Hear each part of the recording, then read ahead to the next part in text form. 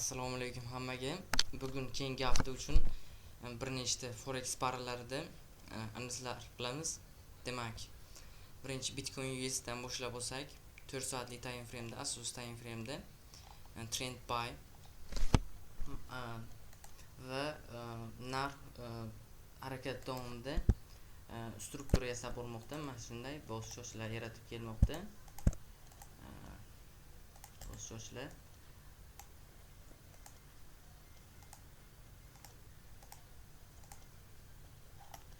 mana bu zonada olishi kerak bo'lgan asosiy likvidlar mavjud. Mana birinchi likvid mana bu zonada ham bir xil ikki yo'l high qilib ketgan.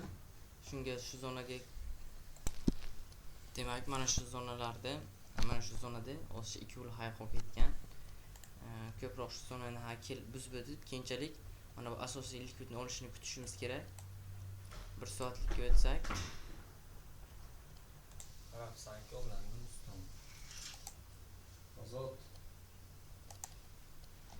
keyingi nuqtalarda pastda mana bu zonada iceberg qolib ketgan. Shu zonadan keyingi haftaga mana bu zonada bosh nuqtani buzishga harakat qilishi mumkin.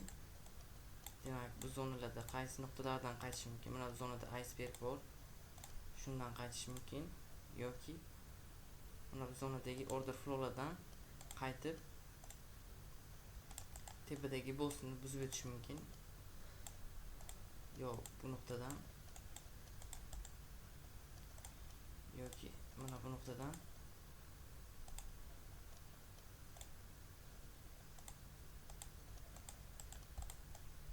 buzib o'tish mumkin. Keyingi nuqta nimamiz? AUD/USD avstralik dollar bilan dollarning birgalikdagi nimasi 4 soatlikda asosiy trend aniqlab olsak, asosiy trend long trend narx struktura yasab ketmoqda. Tepada asosiy bos nuqta qolgan. Mana bu zonada likvidlar bor. Keyinchalik ana bu zonada ham narx kelish ehtimoli yuqori. Bu yerda ham bir nechta likvidlar qolib ketgan. Hozircha mana shu zonaga kelishgacha biz faqat buyga ko'proq kutamiz analizlarni. Bu hafta, o'tgan hafta mana bu zonadagi order flowdan FVG dan narx reaksiya olgan. Endi narx qaytib shu FVG ni boshqatdan to'ldirib yetalishib ketishi ham mumkin yoki soatlik o'tsak mana bu zonadagi order blokning o'zidan ham reaksiya olib tepaga ketishi mumkin. AUD/USD ga analiz shu edi. Keyingisi GBP/USD funt sterling. Bunga 4 soatlikka trend, long trend.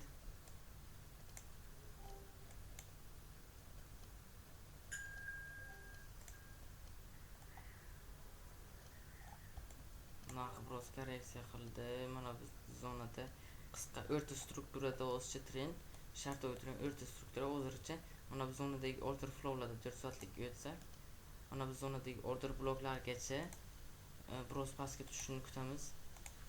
Mana bu zonada order bloklar qolgan, tepadagi pastdagi demand nuqtalaridan ham kelishi mumkin.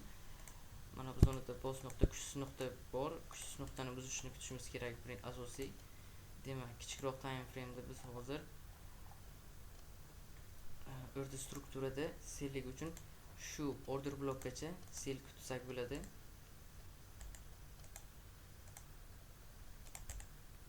Demak, mana bu zonadan reaksiya olib talish pastga tushib, keyinchalik talish tepani buzishi mumkin.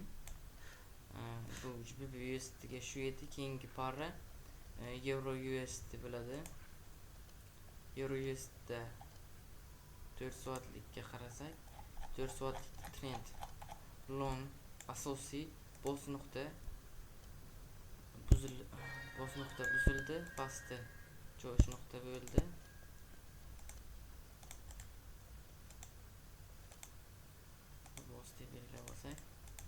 Mana bu zonadagi likvidni buzdi, lekin ikki high bo'lib qoldi. Demak, narx shu zonani boshqatdan kelishi ehtimoli ko'p, chunki ikki highlarda likvidlik nimasi miqdori ko'p bo'lib, shu narxga shu nuqtaga kelish ehtimoli ancha ortadi. Demak, 1 soatlik o'tsak, narx mana bu zonadagi order blokka keldi. Hozir shu order blok nuqtasida va narx instrumentlarni yechib biroz reaksiya oldi. Mana bu zonadagi likvidni yetsa, dalshi biz keyingi haftaga tepadagi asosiy bossni buzishini kutishimiz mumkin. Mana bu yerdagi ikki highlarni ham dalshi buzib tepaga ketishini ko'rishimiz mumkin. Demak, bizaga agar narx shu zonani buzib o'tsa, dalshi bossgacha bo'ladi. Buzmasdan pastga tushsa, pastdagi bloklarga qaraymiz yoki pastdagi cho'shnagacha kelishi mumkin. Keyingi haftagi dushanbaga harakatlarga bu yoqqa qaraymiz. Demak, keyingi paramiz USD Chipay bo'ladi. USD Chipayga hozircha struktura yaxshi shakllanmagan, o'ta bir bozor chigal ahvolda. Tushunarsiz. Har tomonlama likvidlarni olib bir asosiy trend yaratmayapti. Bu haftacha nima yo'q qarashimiz. Keyingisi endi tillaga qarasak bo'ladi.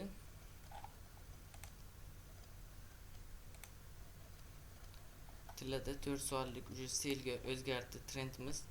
Mana bu zonada boss nuqta shakllandi va boss nuqtani buzgandan keyin tepa cho'ch.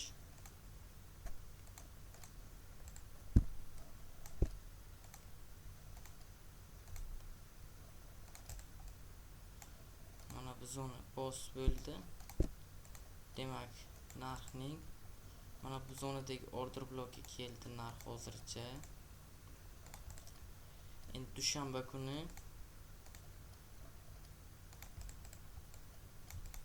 agar bu order blok bo'lsa, agar tepada mana bu zonadan bitta order blok bor, shu zonadan qaytishni kutishimiz mumkin. Birinchi nuqta qaytish nuqtamiz shu bo'ladi.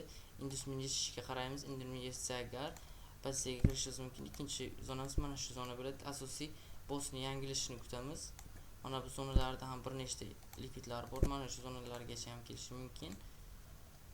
Bir nechtalab qolib ketgan, ikki full highlar qolib ketgan. Narxning shu zonaga kelishi ehtimolligi ko'p. Demak, buni 1 soatlik o'tkazsak, narx hali indusmenni yechmagan, chunki indusment yaxshi qolmagan. Demak, bunga qarashimiz shu. Birinchi order blokdan narx qaytishi mumkin yoki ikkinchisini kutamiz. Qaytmasa agar endi indekslarga qaraymiz. US 500 ni qarasak, Amerikaning eng yaxshi 500 ta kompaniyalar hisoblanadi. 4 soatlikda trend long trend. Mana bu zonadagi hozir order blok nuqtasida turibdi narx. Mana shu zonalardan narx qaytishi mumkin. Order blok ham juda katta qolib ketgan. 1 soatlikka qarasak, order flow bor ekan shu zonada. Mana shu order flowlardan qaytishi mumkin. Narx tepadagi bir ko'p likvidlar qolib ketgan. Mana bu zonadagi likvidlar narx yechdi.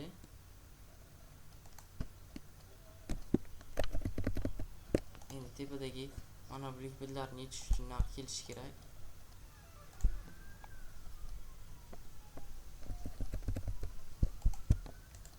Demak, keyingi haftaga qarashimiz shu nuqtadan reaksiya olib tepadagi mana bu zonadagi boss nuqtani buzishini kutishimiz mumkin. Keyingisi demak, bu US 100 Amerikaning 100 ta eng yaxshi nimalari bu yerda boss nuqtani yasadi. Boss nuqtani buzgandan keyin tepa cho'sh bo'ldi. Narx hozir pastda shu nuqtani yaratdi. Demak, tepada premium nuqtaga kirsa agar order blok va icebergimiz bor. 1 soatlikka qarasak agar narx birinchi order blok kelgan payt indusni yechishni kutamiz. Agar narximiz buzib o'tsa agar icebergdan ham kirishimiz mumkin. Bularga kirish uchun indusni yechishni kutamiz va take profit boss nuqta, ya'ni kuchsiz nuqtalargacha bo'ladi. Keyingisi bu haftaga shulardan iborat edi. Barchaga rahmat. Keyingi haftagacha